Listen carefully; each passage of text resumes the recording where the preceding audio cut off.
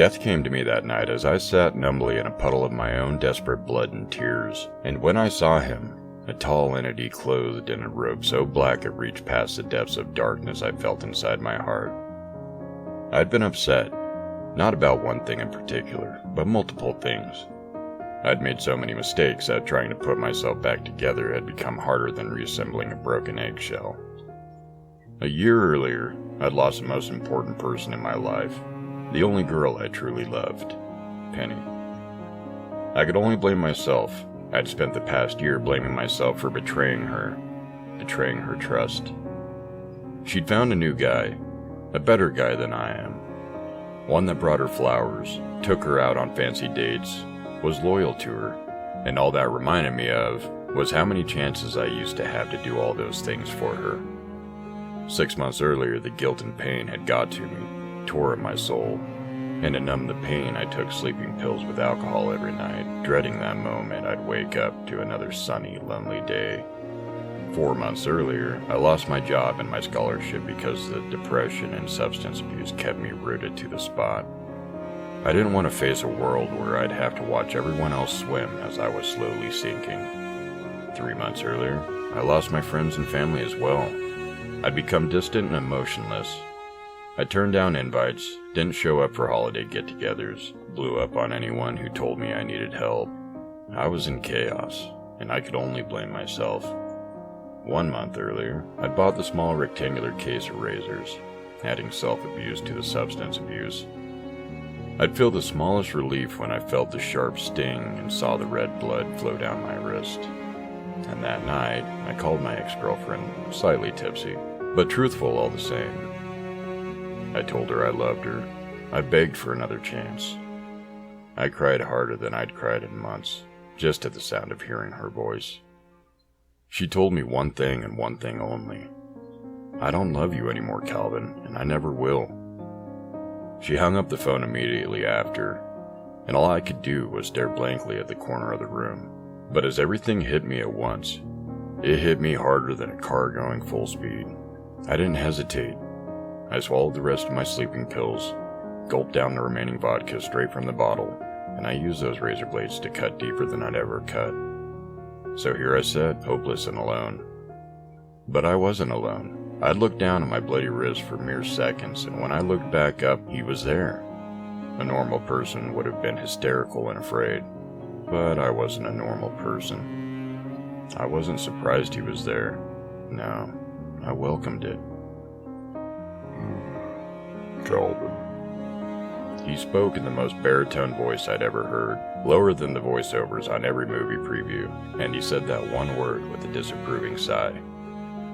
The way he said it made me feel like a kid again, like if I'd done something and lied about it, but I wasn't lying now. The proof was in the mess that was myself at that moment. I sobbed shakily. "I'm sorry," I said. For whatever reason, I felt like I had to apologize, so I did. You spent a lot of time being sorry, Calvin, but not once did you say sorry to yourself. A crease formed in between my eyebrows as I mulled over what he just said. It came to me slowly. He wanted me to see that my only enemy was myself. "Do you give all the souls you come across helpful advice? I thought you were death, not a psychologist." I raised an eyebrow at him, still unnerved by the fact that I was looking into an endless black hole where his face should be. He forced a deep, short laugh. No, mostly just the ones like you that take it into their own hands to decide fate. It's not up to you, Calvin. "So you give advice to your suicide victims? What does that mean?" He sighed again, as if he'd explained it 1,000 times before. I'm sure he had. It means you don't get to decide this. It means I'm giving you another perspective. I stood up, curiously hanging on every word. What perspective would that be? The only way I see things is that I'm a horrible crap excuse for a human being. So why be afraid of dying when I'm more afraid to live? I had to do this. I needed to do this. And I'm showing you, Calvin, what living can do for you. A hint of persuasion sounded in his voice. "Tell me, Death, what do I have to live for?" The question came out harshly, but he didn't flinch. Listen closely. What if I told you that you'd make it through this depression? Not fully healed, but controlled by medication and therapy. What if I told you that because you'll overcome this depression, you'll get another job? And that job will pay for the education you missed. When you're done with that education, you'll be admired. Admired by your friends, your family, and most importantly, your ex-girlfriend. They'll see the greatness in you that you know you have. They'll be proud of that change. You won't be able to look at a bottle of vodka without being sick. And what if I told you that your career will pay for that expensive ring you'll use to propose to your one and only? And you'll be able to give her all the flowers and dates and loyalty you'd failed to give her before. Most importantly, what if I told you you'd be able to give her a dream wedding as well, and give her 2 beautiful children, a girl and a boy? What if I told you you'd be missing out on life by choosing to give up? Tears rimmed my eyes opaquely. I can be happy again? I asked hopefully, afraid of what the answer might be. But his answer was the biggest relief I'd ever felt. Yes, you can be happy again. I wiped my wet cheeks and cracked a trembling smile. I'd say I want to live. Then I am no longer needed. The finality in his voice diminished the tension I'd felt before. As I grinned wider, I let out a half-cry, half-chuckle. Thank you. Thank you so much. Now go to the hospital. Get your stomach pumped and seal up your wounds. Goodbye. And in a flash, the black void that was him vanished. For days after, I couldn't get rid of that smile. The nurses and doctors that helped me were puzzled by it. A man being treated for a suicide attempt is this happy? I knew to them there was nothing right about it, but I hadn't felt right in my entire life. Because of my obvious mental health issues, I stayed in the mental ward for a month after I healed physically, just like Death said. I still had the memories of my depression, but it was nothing the therapy and medication couldn't fix. After I was released, I found a job at a call center that paid slightly more than the minimum wage. It wasn't the best job, but I was sure glad to have it. I saved money for a few months and started going to school again in the fall. I was working on a business degree. My friends and family were there to watch me graduate, and I'd never felt more thankful. Finally, I was making people proud again. I wasn't failing. I didn't even drink that night with the rest of my friends. I didn't want to touch another drop of alcohol. I spent that night with the people closest to me, all seated at a large table in the best restaurant in town, and I'm so glad I chose to do so that night, because our waitress happened to be the girl I missed so badly and still loved. She looked surprised to see me, but she also looked glad. "Calvin?" she said, staring at me as if I was her long-lost twin. I wanted to smile too, but I noticed the faint purple under her right eye. It wasn't completely hidden by her beige foundation. She knew I noticed, and before I could say anything, she began taking our orders. Concerned, I told my family and friends as they were leaving that I was going to stay and speak to her. They understood, and after more congratulations, departed. I waited another hour in the twilight-stained parking lot, where I could breathe in the fresh spring breeze. She was one of the first to come out, and she noticed me propped next to the entrance, halting her stride. Penny's face lit up, and there were tears in her eyes. "I knew you'd wait for me, Cal. I know you're a great guy. I think I've always known you had potential, but I guess I was being my own worst enemy." Those words brought back the tiniest memory of what Death had told me months prior, that I should say sorry to myself, and she needed to do the same. The past is the past, Penny. No animosity. She looked even more grateful then and reached to hug me. I put a hand on her cheek before she could and gently rubbed the purple under her eye. "Did he do this to you?" I asked, concerned and pissed off. Penny didn't say a word, but her deep brown eyes said it all. He obviously was over the accommodating boyfriend role and had started asking too much of her. but I would become everything she needed and more. I pulled her into a hug and ran my fingers through her long hair. It won't happen again, love. I'm here now. After that night, things were better than they'd ever been between Penny and I. She'd gotten away from her abusive boyfriend, and together we got him the jail sentence he deserved. We spent every moment we had to spare with each other, and it was like we'd never been parted. Even our old inside jokes remained the same.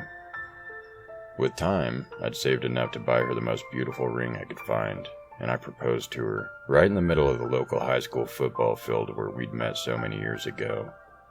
A field. Maybe not the best setting for proposal, but it meant so much to the both of us. Flowers filled our house with fragrant smells. I brought one home every day after work. I made reservations every weekend for dates, and no girl could ever mean as much to me as my Penny. The wedding was the one she'd always dreamed of when we were younger, a winter wedding in the snow. Everything adorned in blues and whites, and that long-sleeve dress she'd hoped for ever since she saw it in the store window. A few years after the marriage, Penny came to me with the best news I'd ever received from her. She was pregnant. We found out it was a girl, and I was every bit the happy father when our Violet came into the world.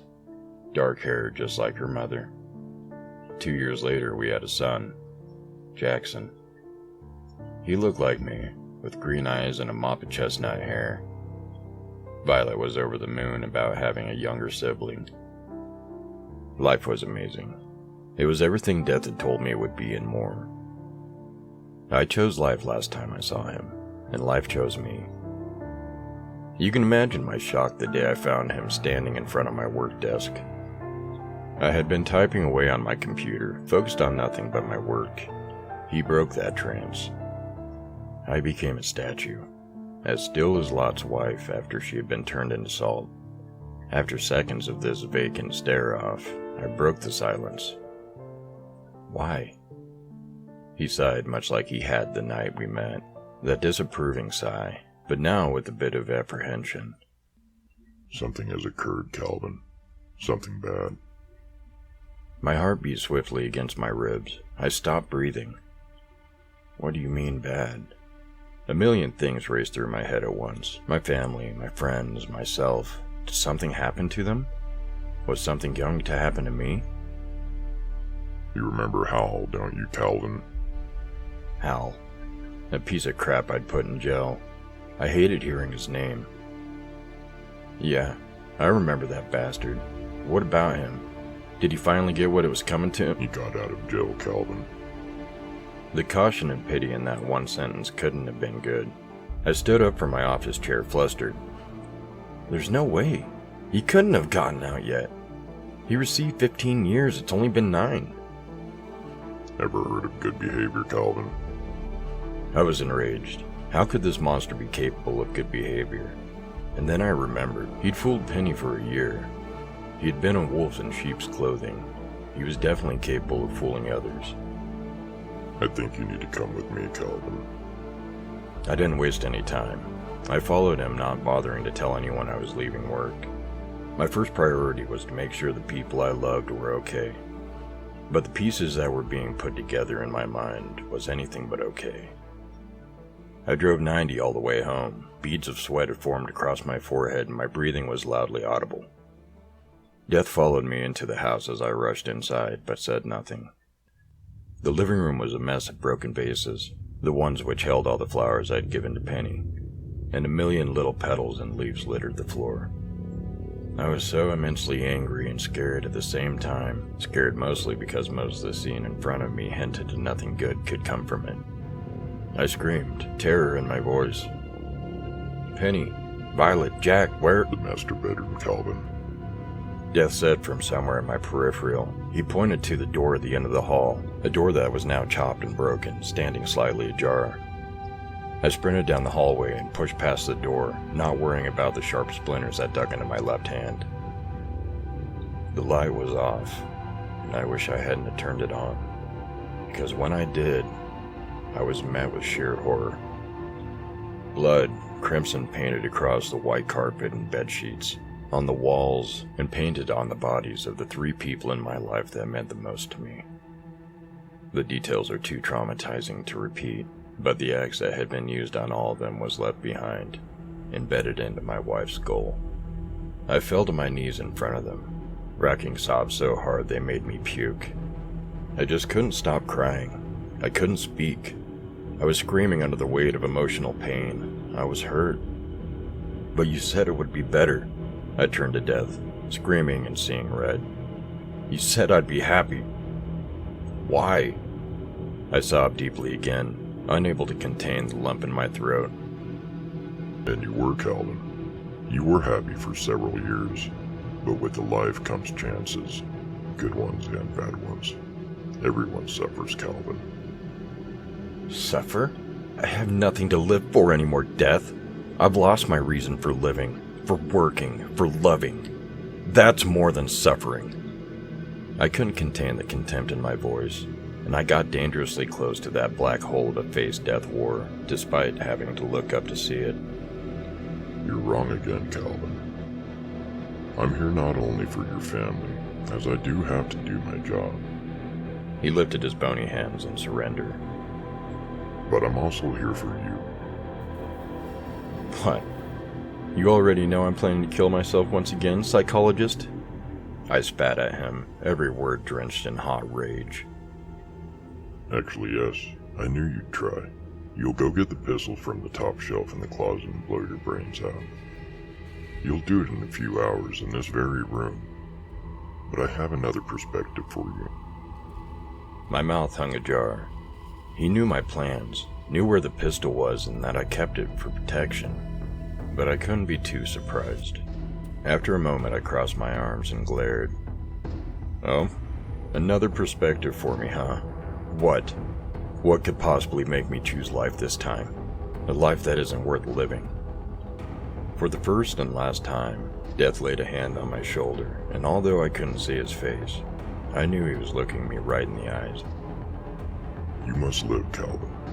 Because Hal must die, and you're the one who will make it happen. I thought I heard his lips part into a smile, if he even had lips. Death made it clear once again for me. What do you say, Calvin? I smiled then too, what must have appeared as a sick, sinister grin, but a grin all the same. I'd say I want to live.